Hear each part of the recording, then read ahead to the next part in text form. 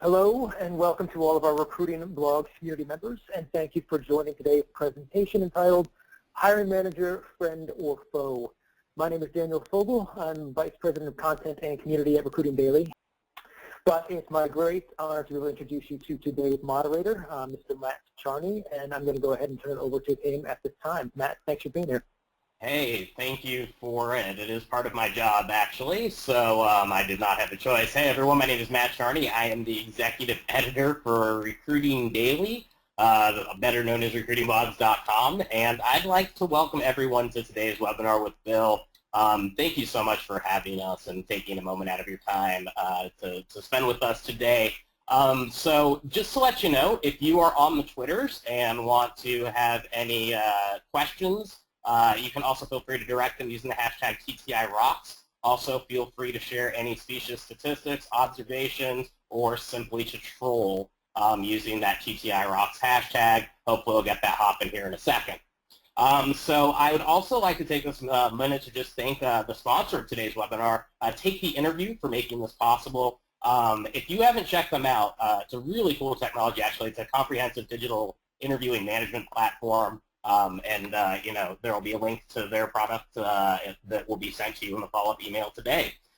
So without further ado, I would like to turn it over to today's presenter, my friend, the one and only Bill Boorman. And just if I could about Bill, he was once given a bit of feedback by a lady who had heard him present, who told him, "I don't know what you just said, but I could listen to you talk for hours."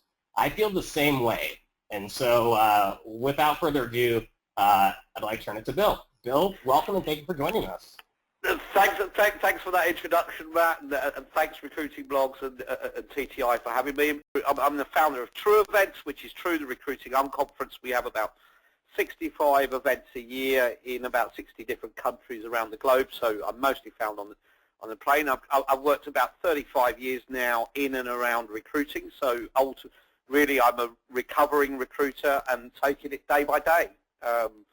I work with some quite cool brands like Hard Rock Cafe, Oracle, BBC, NASPA's at the moment, and I'm lead advisor to Take the Interview. So as a disclosure, that's what you need to know. I advise on product methodology, marketing, and everything to do with it. Please do tweet us on hashtag TTIRocks. That's TTIRocks. You can tweet us any questions that you've got, fire that in. Matt will pick those up and I will answer them, or I'm open to take questions at the end of the call. But I wanted to start off really by talking about how we came to this point. The point is we wanted to talk to we really wanted to get an understanding of what the issue is with hiring managers. We had an event in New York, which was True New York, earlier this year, the TTI Summit, where we brought together about 120 people to really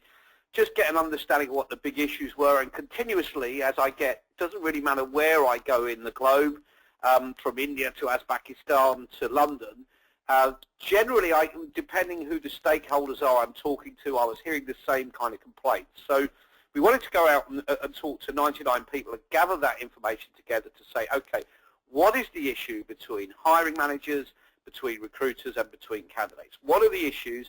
What can we address? Yes, there are things we all know we can do with technology, with our ATS and everything else, but really, the bit I'm really interested and passionate about is, what can I do as a recruiter? In my job, I can't change the ATS, I can't change the technology, but what can I do to make things better? So we went and spoke to the TROs or the CHROs at Fortune 500 employers, just to really understand where they were coming from in terms of their issues. We spoke to agency recruiters.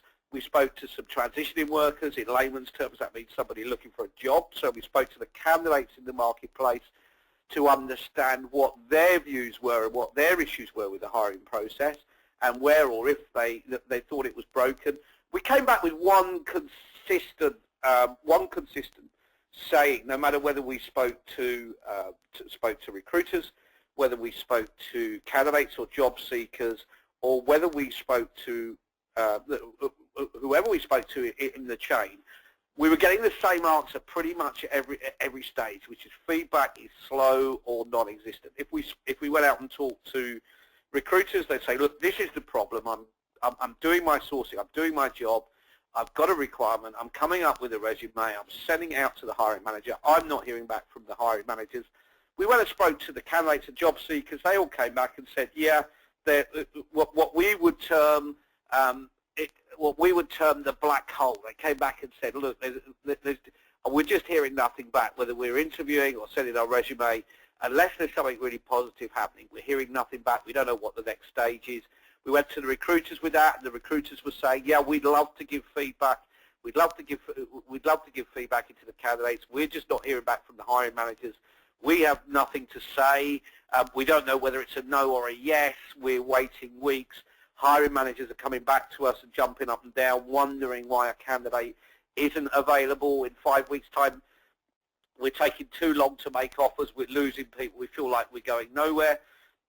And then when we went back to the hiring managers and those folks at the top of the chain and talked to them about where we were at in terms of the of what was happening, same thing coming back of there's no feedback. There's no consistent feedback. We don't know what's going on. So that's really one of the things we want to address in this webinar is the feedback point. How do we actually create a communication chain to make sure that there is always feedback available, that there is always an understanding of what's going on?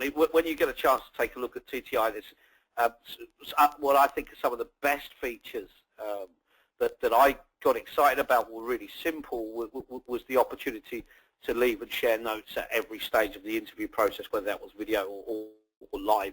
But I think the feedback point of actually how do we create an environment where people communicate and talk to each other. The other issue that we had when we were looking from 2 points of view, one was talking to recruiters about what the issues were.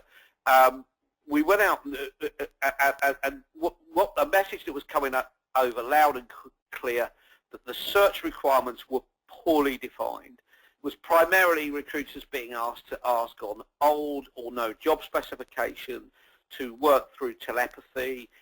That then linked into hiring managers coming back and saying the recruiters didn't know what they were looking at. When you then talk to the job seekers or candidates, people in interview, they were coming back and saying the same thing, which is I was being interviewed, nobody really seemed to know what the job was, or I don't know why I got put in for that, I was completely off the spec, it was a complete waste of my time to take time out of my day go back. So we could trace a lot back to the search requirements right at the very beginning in the relationship between the talent acquisition team and the hiring managers being quite poor, in that really it was a release of a job to say, right, we want to hire, off you go and work your magic and come back with people. One of the really interesting points I'd make on that is in all of the organizations that I've spoken to, we couldn't find anyone in the organization who could tell us how people get hired by the organization. So everyone could tell us on headlines, this is what happens. We have a first interview, a second interview, a third interview. Maybe we do an assessment or a background check, or we do any of those good things that get people hired. But nobody could say, this is how it happens. So when we said, okay, so these video interviews, how do they happen? It was, well, we get the videos back. Okay, how do you get the videos back? They go to Marjorie, who works in the admin team, and she sends them out. They go to Brian, and he organises them. That then goes to Terry or Jim, and he organises the diary. And we were finding anything up to, in one of the organisations, we looked at 27 different people involved in the hiring process, and actually 24 different touch points. So 27 different people doing things and not feeding back, not communicating, is a massive hole for things to go wrong. So that was, and then once we actually get into the job, the requirements of how do we go out and find someone, where do we find them from, really poorly defined. It's fair to say there's some organisations that do an excellent job of that, but on the whole, it was poorly defined. Matt, I want to jump over to you for a second just to see if we've got any questions or comments coming in on the Twitters, or or on the questions. Anything coming back that you want me to comment on or answer?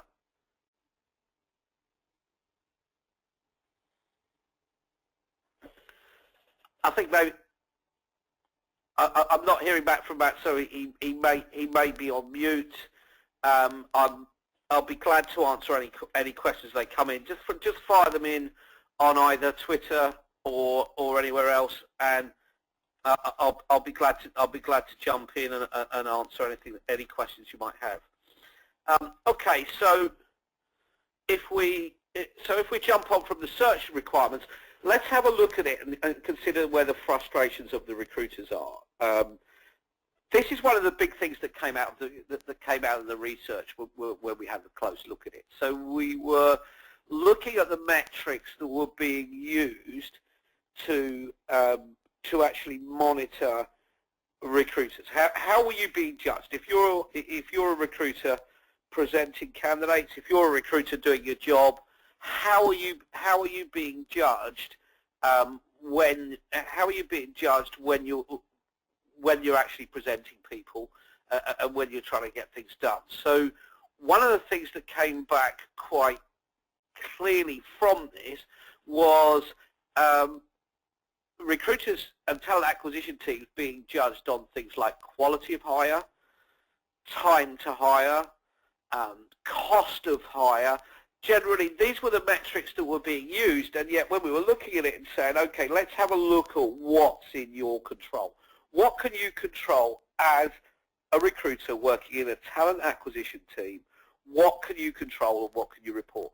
And the reality when we broke down processes, the only thing you can actually control as a recruiter is the time it's going to take you to source and the time it's going to take you to present. So once you've presented, really the feedback, the next stage, the next step, who gets chosen out of the people you presented, the job that they subsequently go and do for the team that they've been hired from, is out of the control of the recruiter. So there was very much a feeling of looking at talent acquisition teams and saying, really, you're being judged on something which you have no control over, but you have the responsibility for. So it was pretty clear when we said, hey, if we're going to make things better, if we're going to actually put control in, we need to look at who controls what and who owns what in the process, so that we can actually begin to understand that. And once we begin to do that, that's where we can begin to see change in process. That's where we can start looking at where should we actually assign the responsibility for hiring. Who should be responsible for the quality of those hires? Who should be responsible for the cost of hire? What should actually be happening in here? So that was the next step for us to look at, just to really begin to understand that. Because the other point that we were getting back clearly from talent acquisition teams, and same thing again from HROs, was organising everyone is like herding cats. Everybody is really doing a job, whatever that job might be. If you're in tech recruiting, you might be head of developing, you might be head of product, you might be a CTO. You're doing that job. That's what you're doing day to day. That's what you're spending your hours doing. If you're in talent acquisition, you're finding candidates, you're submitting resumes, and generally you're working on live jobs, maybe a little bit of content, maybe some other stuff, but you are for the most part not responsible for anything else outside of that. So you're busy recruiting when at times you need to be chasing people, organising them, getting them in diaries. When we go back to the point when I was talking about 27 steps in the hiring process with one organisation. That's something that's really normal for us to. That's something that's really normal for us to end up with, where what we find is nobody knows who anybody is, nobody knows what anyone's doing, but they're having to spend their time all really trying to organise everyone, get everyone in one place. If you've ever needed, as a recruiter, to try and organise something like a telephone interview, it takes you twice as long to organise that telephone interview and get the candidate in the same place as the recruiter as it does to actually conduct the interview. So we're spending a lot of time on admin and tasks that could and should really be automated in the process, when at the same time we're organising, and it feels disjointed. It's frustrating for everyone that we can't get people to do the things they're supposed to do. We can't get people in the right place. We have difficulty organising interviews because we don't have access to diaries. It's a whole host of issues, that are coming up. So if you've got any questions or anything you want to put in, do you want to just drop that in the chat bar, and I'll be glad to pick those up. We jump on and have a look at the next session. So I want to begin by looking at the recruiters. Those of you, it is Recruiter Daily, so I'm assuming most of the people we've got listening in are coming from a talent acquisition point of view. I want to get in and look at the recruiter, actually look at the recruiter view. For the recruiter view, let's have a look at what recruiters can actually own in the process. So let's begin to think about, if I'm a recruiter, what do I own? Because the only thing I really want to be held accountable for, or I feel comfortable being accountable for, is that I'm comfortable with, is actually the is looking at I can't be accountable for the outcome of something which I don't control. It's a natural frustration. So what do I actually want to be? What do I want to be responsible for? What can I be responsible for? So this is where we begin to look at organisations and say, who has fixed this process well? So I did a lot of work where there was a lot of change went on with Oracle in EME and also in APAC, which began to get very high and successful levels of hiring. We introduced a lot of different changes in the BBC. I've seen how organisations like Sodexo work. I've been inside a lot of talent acquisition teams, looked at RBS, Royal Bank of Scotland in the UK, looked at the organisations from the UK and European version of the Candidate Experience Awards, began to see a common theme between those organisations where there was a strong relationship between the hiring managers and the talent acquisition team, and the candidates were overall saying, yeah, we're having a good experience, we're getting the things we want. And it was pretty simple when we looked at it to find the common thread. It took a lot of time and a lot of questions to people to say, right, what are the common factors that make this work? So the single biggest factor that made it work was that any requirement, any opportunity, any job, whatever label you want to attach to it, there was an SLA established. There was a service level agreement. A service level agreement taken by the talent acquisition team in order to understand, made between the talent acquisition team and the hiring managers, and signed off by all the people involved to say, this is my commitment to getting somebody hired in the organisation. These are the things we're going to do. This is the timetable that we're going to work to. If we ever need, and this is when we're going to get an outcome or a result. So that was really looking at it and saying, okay, this is what we're comfortable with. So what do recruiters own within that service level agreement? Because whatever recruiters own is also where the KPIs are. That's where the key performance indicators are attached. The recruiters own sourcing and presenting. So it's going back to and agreeing with the hiring managers right at the beginning. When you come to me with a requirement, first of all, we're going to define that requirement and understand properly what it is and what you're looking for. Then we're going to go. Then we're actually going to go back and tell you a time to present, and that's going to be calculated on looking into our existing data, looking into source of hire, looking into who we've got, determining is that going to be an external exercise where we're going to have to go out and find someone, or is that going to be an internal exercise where we're going to pick people up? And that's really, and that's the service level, based on the service level agreement, a commitment from talent acquisition for two things: sourcing and presenting, and clearly defining that in the beginning of the process. One of the most effective things I've seen that made this work was within Oracle, where Oracle made a decision to change made a decision that they would change the way that they work to make things more effective. They introduced, and this is stories included in the white paper, Anne-Marie O'Donnell, if Anne-Marie's listening in, shout out for you. It was Anne-Marie who put this in place and developed and really built up a very, very successful hiring team in EME for Oracle, was introduced a charge to the business for the days that a vacancy is live. So what that did is, first of all, it got rid of all the jobs that float around in the system where people are not really looking, they're just kind of curious. We'd like to hire someone if they came along. They only paid for live vacancies. So that cleared out a lot of the jobs in the process. The other thing was saying, right, under a service level agreement, we will make an agreement about what we do, and the hiring departments that employ the talent acquisition team paid a daily charge that a vacancy or opportunity was live.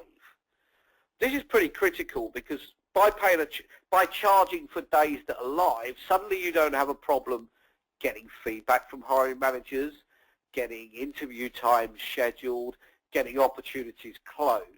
And the commitment that comes from the hiring, and also the expectation on both sides are agreed in terms of, right, if I am paying for this in the same way as a talent acquisition team, if we are being paid for this time, this is our commitment for that charge to the business. So that's something that I think, go away and think about that and think, well, actually, as a talent acquisition team, as a recruiter, we should be responsible, judged, have KPIs for sourcing and presenting. And if you want to sort out the process, service level agreement and a charge to the business.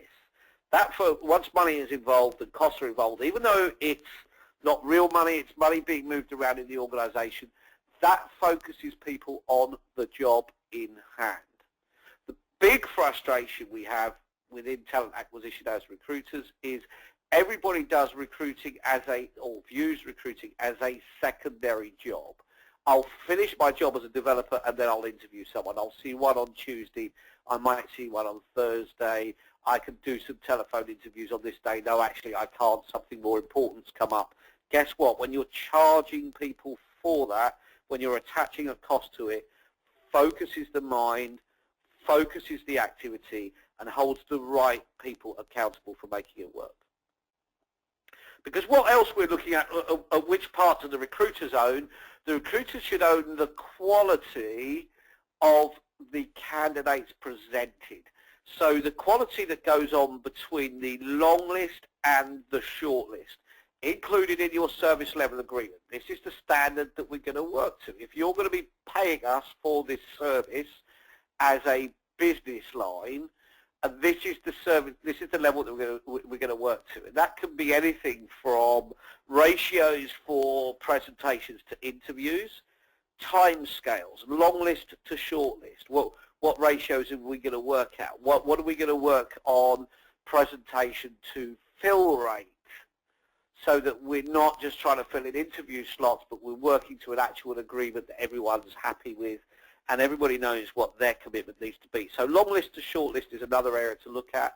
What can we put in there as KPIs?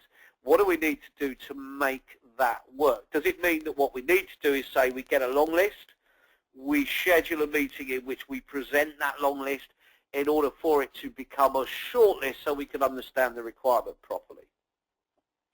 What else can recruiters own in the process? Well, if we break down what recruiting is, it strikes me that really we have one side of talent acquisition which is geared around marketing. I don't think recruiters should be marketeers. I don't think recruiters should be marketing. I think we should have marketing people who do that, Recruiters should be talking about the hiring process, about how people get hired, but certainly engaging in the long list, having people dedicated to building the candidate community of people who are targeted. Hiring is about project management. It's entirely, and that's one of the beliefs we've taken into TTI, is looked at it and said, actually, we have two sets, but take the interview when we should really be thinking about technology like project management technology, like the good project management technology that developers would use. Because essentially, getting someone hired by the organization is a project. And let's have a look at what we mean by that when we say it's a project. This is what's involved in getting someone hired in an organization. There are tasks that have to be completed, and those tasks sit on all sides.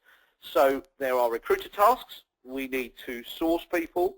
We need to present those people, and we need to organize and brief those people going into first interview. That is the end of that stage. There is hiring manager tasks, which is hiring manager tasks, which is to conduct maybe video screening, to conduct assessment tests, skills analysis, to give feedback, to organize the second interviews, to give feedback to the candidates. We'll look a little bit more about what the hiring managers own in the process. It's a shared collaborative approach to getting people hired, as it should be in project management. We look at times. What are the time scales? What are the critical deadlines? When does the person have to be hired? If we work backwards, when do they have to be sourced? When do they have to be presented? What are the interview times? What you look at an organization that RMS, Risk Management Services, shout out for Emily Merrill. One of the things they've really put together at RMS that has worked really well is saying, actually, if we organize the interviewing and the hiring around the candidate's availability, so if we've got to do if we've got to do 5 interviews, those 5 interviews happen on the same day. We make sure the people are available. We have a schedule organized. We give people interview. I don't know if anyone saw a blog recently from the CTO of an organization called Coursera. That's doing the rounds. If it's not there, I'll tweet it out later under TTI Rocks. Same thing again, was saying, actually, this is what we do. This is what we do once we identify people. We have to move very quickly, but we have to give a fantastic candidate experience, and we have to give good feedback. Giving people live feedback in the interview is something they really appreciate. That's, again, when we were talking to the candidates about what they felt was missing from the hiring process.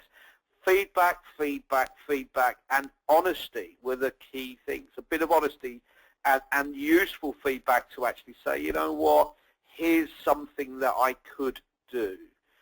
Here is something. Here is something that I could. Here's something that I could work on.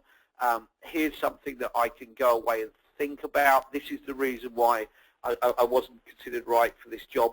It's going away and feeling like they had a good experience. They had a good experience, a good interaction. I know we talk a lot about the consumer experience in talent acquisition, but think about it. People connecting, going away and saying, whether I get this job or I don't get this job, I felt like this organization was in control. I can't tell you how many times we spoke to candidates and they said, you know, that what really put me off the organization, or what we made me have second thoughts about it, the hiring process was so disorganized that I actually felt, God, what's it going to be like when I walk through the door? What kind of experience am I going to have? And yet we could conversely look at that. When the hiring was organized, it was to a timetable. People knew what they were doing. They knew which candidates were coming in. The hiring managers and the talent acquisition team were clearly communicating. People weren't being brought in by a recruiter and turning up, going for an interview and saying, why did I go for that? I didn't ever have that skill set. You know, when you're talking to the 99 people, these are the kinds of things that we're hearing all the time. And the recruiter's coming back and saying, yeah, I did totally present the wrong candidate, but then look at the job spec I was working from, and we haven't had a discussion, we haven't had communication. It's getting it down. Tasks, people, times, resources, that's the extra one that should be on that list, resources, and reporting. actually what are we going to report back? How do we and running it as a project? If you have a project, if you run a project, if you're a developer, and I work with some very good startups like TTI, take the interview. If you have a project and you're trying to develop a product, you have a project plan and you have tasks. You know who needs to do what and when they need to do that. Because if you know those things, if you know those tasks, if you know what needs to be done and when it needs to be done, you can then start to track that against the service level agreement, and you can make it visible. If it's where there's visibility, there is accountability. Where people can actually see what's working and what's going on, then they begin to understand it. So it's a project, and each job is taken on as a new project.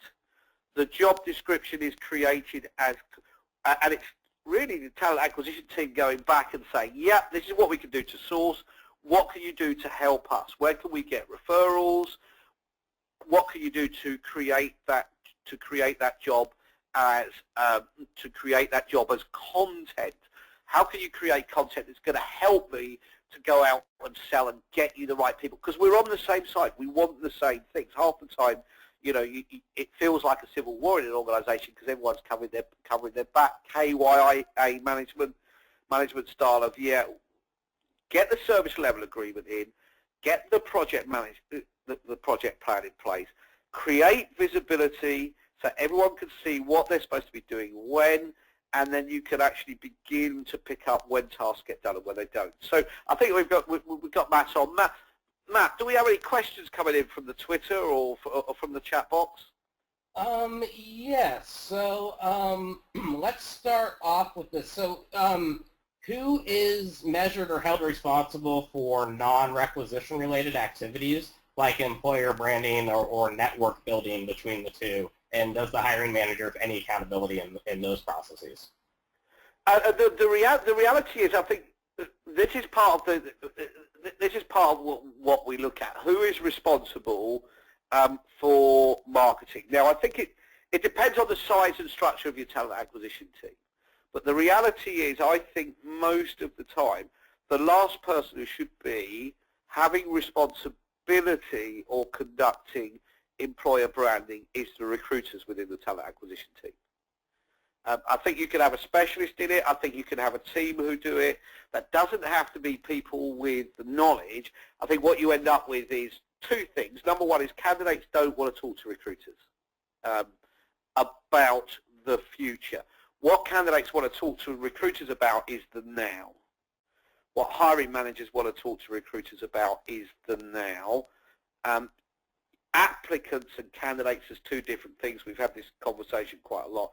Applicants want to talk to recruiters about how do I become an employee. So I think that a recruiter should be like any other employee and have some input into what the employer brand is, because the reality is it's employees who own that. It's employee branded.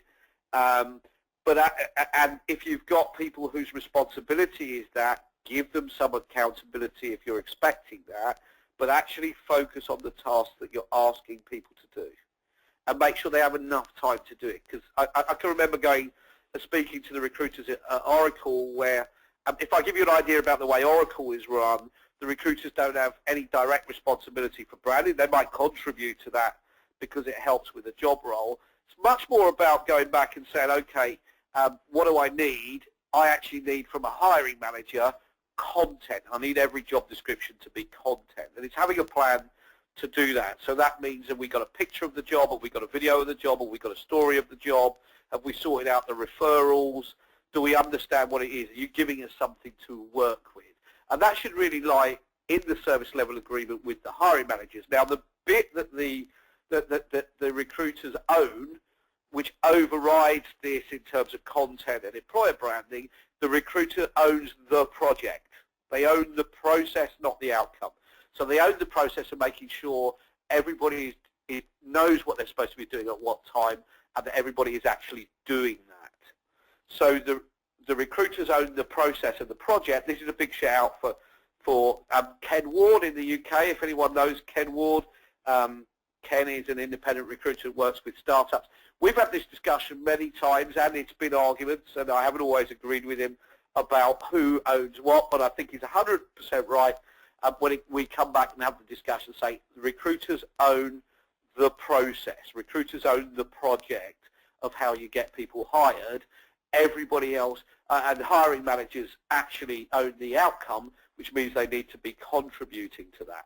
Sure, and Bill, Michael Goldberg, who runs recruiting over at the American Heart Association, thank you for listening, Michael, weighed in and said he completely disagrees with the fact recruiters shouldn't be marketers. They absolutely should to attract talent. To that end, I do want to address another question. What do you think, what role does actually marketing a candidate in the form of a submission have? And isn't that a way to better manage a hiring manager simply in packaging, not process? I think if we're packaging, I think once we have to start selling candidates, we've got poor matches. And I fundamentally believe that. I think if you're working together from the beginning and you're using, and I accept influence, I don't accept the word control. If you're sitting down and speaking with each other, if you're actually sitting down and speaking with each other and understanding what the requirement is and who's actually going to generate what to make that happen. We have a difference between, and this is the big disconnect I get when we talk with talent acquisition teams, and that's that they'll go in and say, yeah, we'd love to do all this marketing, we'd love to generate all this content, we'd love to do all this good stuff that everyone's talking about, but I have to do this volume of hires, I have to get them in at this I have to get them in at this time. I have to get them hired. I have to hit my deadlines. If I go back and say we didn't hire anyone, but we did some great marketing, we refilled our pipeline by an extra 400, 500, 600 people, whatever it is, they're going to become the job seeker pretty quickly. They're going to become unemployed pretty quickly. So you've got to look at what you make people accountable for. Now, I'd like to jump back to Michael Goldberg, super recruiter. So thanks for tweeting the question. I understand people who disagree. At the end of the day, I would question from a talent acquisition point of view. You get judged on certain things. You're going to get judged on hiring, but also I think you can influence the employer brand and contribute to the employer brand and contribute to the branding effort. You can help. You can have people working for you in a totally separate function. I know, for instance, Michael's worked with consultants to do that at the AHA. You can develop the framework by which content is generated. Look at it from Michael Long. When Michael Long was at Rackspace, he talked about the recruiting team being the caretakers of the brand, not the managers of the brand or the owners of it. You create the place where stories can be told. You can help people to tell stories. Recruiters get people recruited in organizations. That's what they get judged on, and that's what they need to be doing. Everybody contributes to branding. So I hope that answers that a little bit, because that would be a whole different show, and something I'm going to be talking about at ATC in Australia on exactly that point. Recruiters are recruiters, marketeers are marketeers. Any other questions coming in from that, or shall we move on to the next piece? Let's move on to the next piece. We do have more questions, but those seem to be recurring themes. So. That's cool.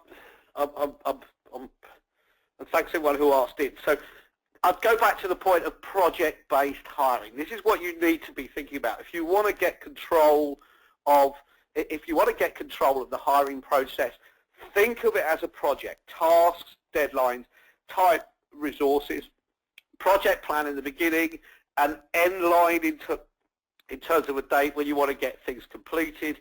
Make sure the tasks are allocated properly and that people are doing what they need to be doing. Because it's only by beginning to do that that we start to understand it. So now let's get on to the next bit and say, what are hiring managers own? Because hiring managers are coming back with frustrations of quality, of volume of supply, understanding of the requirement in the conversations that we had, that actually people don't understand what they're having. I think if you looked at the blog post I talked about Coursera, They made an interesting point, which was don't leave the recruiting to the recruiters. It's far too important.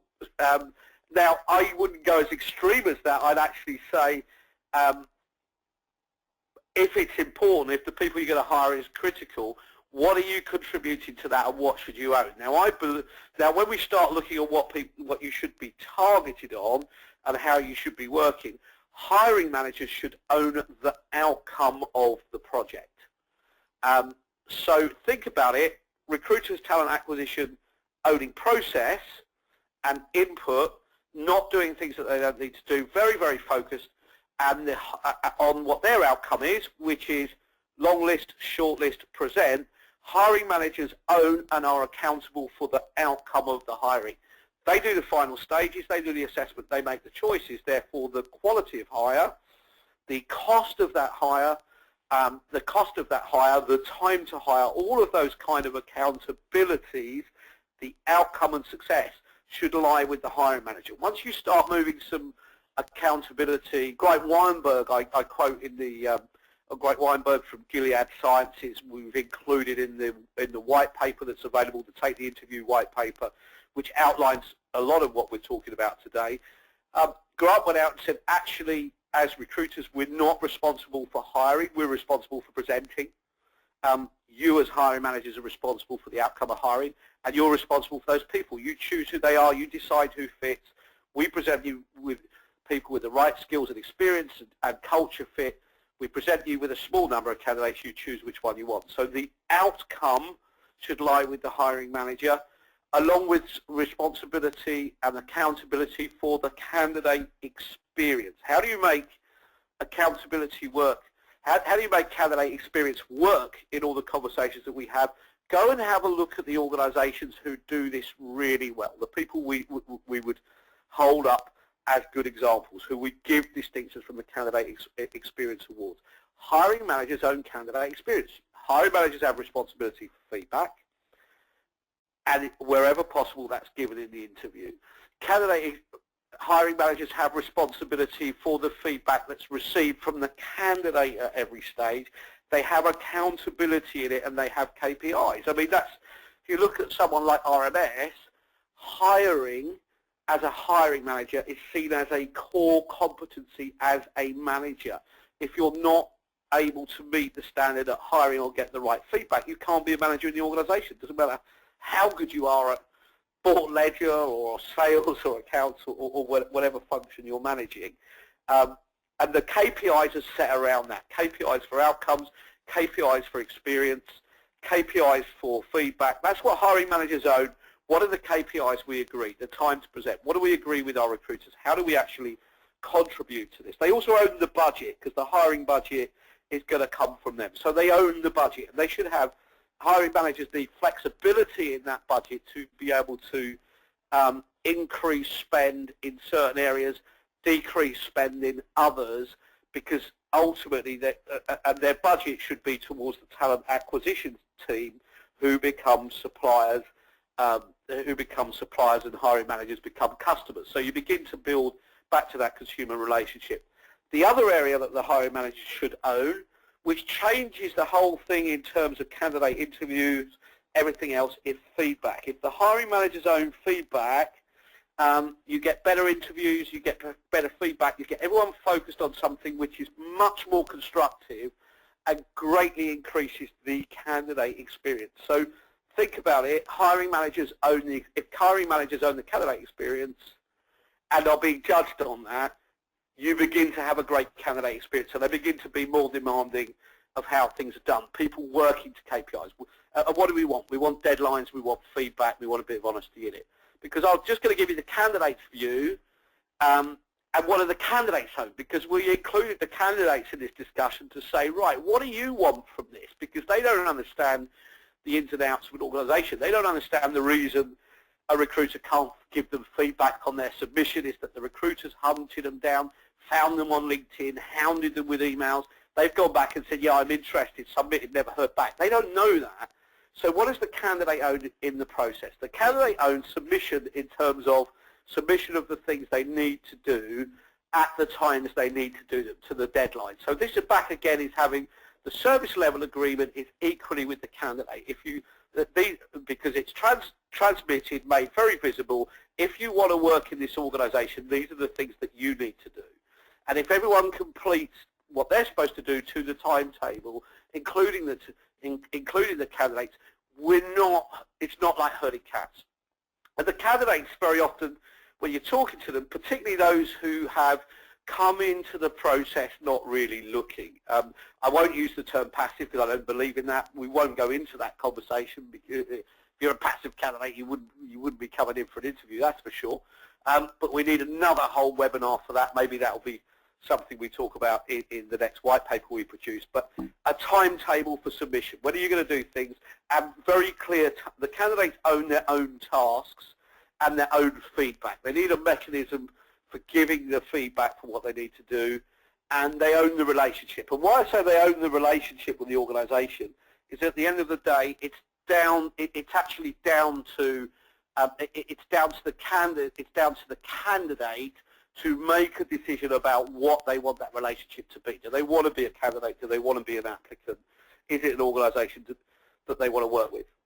Which brings it down to, if we have SLAs, we then need to think about KPIs, about who owns those KPIs, and what we need to do to draw up the right KPIs that make them work.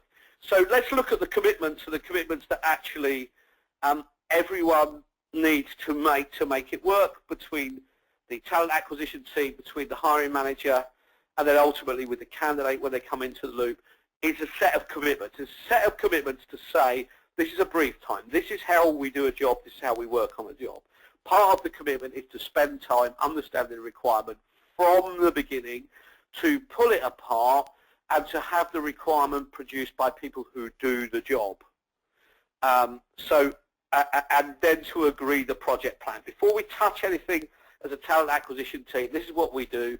We agree the brief, we set the project plan, we set the SLAs, we put the KPIs in place, we all agree what we're going to commit to, and we all go away and deliver our tasks. What do we do as a talent acquisition team?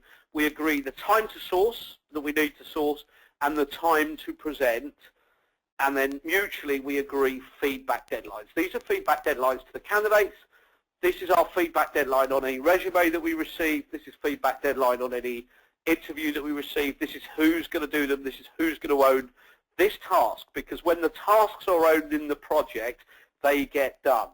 And once you make it visible through technology, so anyone at any point can look in and say, where is the recruiting process breaking down, what tasks are being done, who's not working to the schedule that we agreed, that's where you begin to have a problem. And then lastly, every time there's an assignment, we have a review and an analytics to say, let's look at the numbers, let's look at what's actually happening. Within Take the Interview, we're constantly looking at how can we create an analytics suite which gives you numbers back which will actually be useful to you. Think about it, project management, project plan. That's what it's all about, is the analytics of looking into things, Kaizen point of view. Let's find out where we can improve and where we can make things better. Because this is where the conversation begins. So, Matt, do we have some more questions you want to fire in or comments or anything? Yeah, we do. We have a slew of them. And, Bill, this has been awesome so far. And just to anticipate a lot of questions that have continually come up, every one who is listening to this webinar will be emailed a copy of both the decks as well as a link to the recording of this, and that deck does contain the process that Bill's talking about as well as the role breakdowns. So you'll get a full summary of that. But I guess to that point, Bill, we'll start off with this, and I think it's a good question. What do you do in the case where a hiring manager actually comes to you and says, here's the candidate I want to hire? Well, I would hand that. The first thing is, I look at it. Who's responsible for the outcome? The person responsible for for that outcome is the hiring manager. Get the candidate in. You might want to question why they want someone over someone, but at the end of the day, hiring managers are responsible for hiring. Recruiters and talent acquisition are responsible for actually influencing. The hiring manager's got someone they want to hire, let them get on and hire, because they're going to live and die by their results. Great. Good question, actually, from Amy Beth. Thanks, Amy Beth. She says, I love the concept of SLAs. What do you suggest for business teams who request SLAs? hold recruiting accountable to them, but neglect to uphold their own accountabilities. So in other words, I think what you've got to do, it's agreeing a way that you work. So if you work to SLAs and you work to you work project management principles in your hiring, which is the SLA, the accountability. There's three things you need to do to make that work.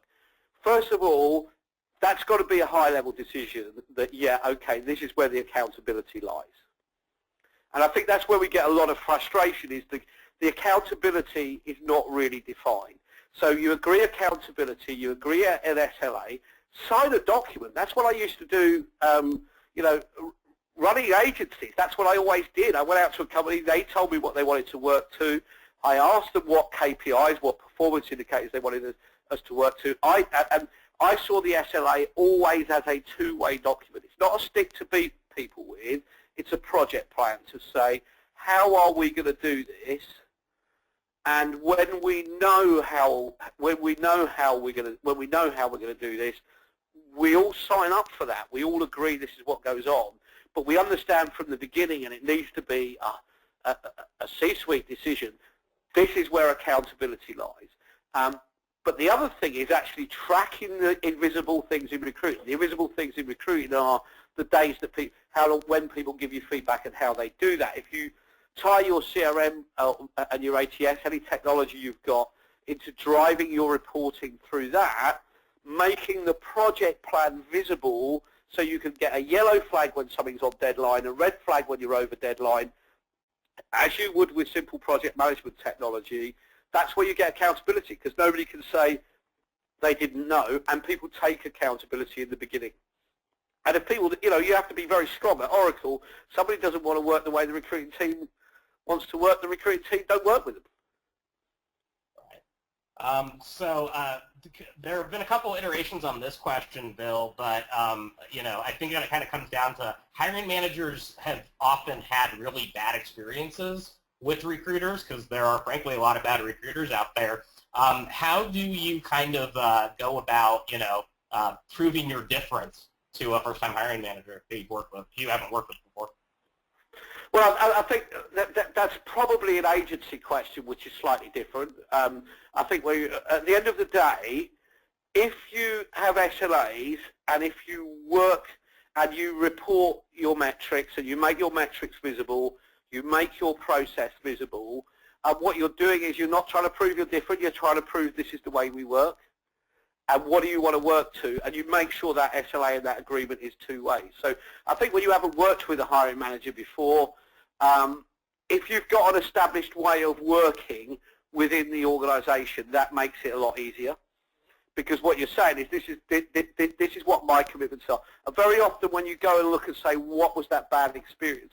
That bad experience was either a breakdown in communication or measuring the wrong things, holding people accountable, kicking the wrong butt at the end of the day because the wrong person was accountable, or not actually making the process visible so you could say, yeah, this is why we have a problem.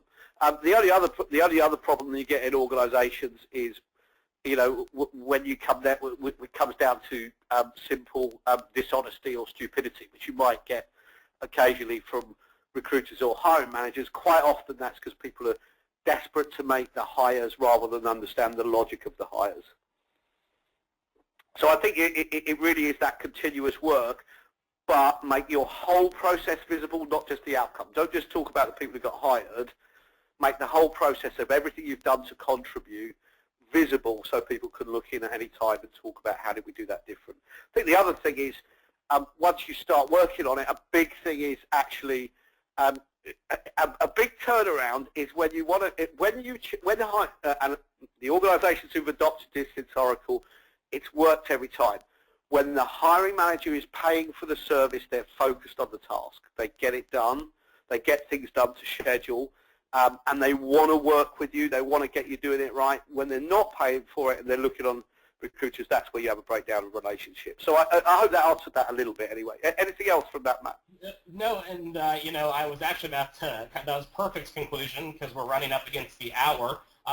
For all the people who did ask questions, but we didn't get a chance to answer those, we'll be following up with you directly in a separate communication just to make sure those are all answered. And a copy of this deck, as well as a link to the recording, will be sent to you within 24 hours of this. So with that, I'd like to thank Bill, as well as Take the Interview, for making this webinar possible. Awesome job, and thanks again for spending some time with us today. Thanks, everybody, for hanging out.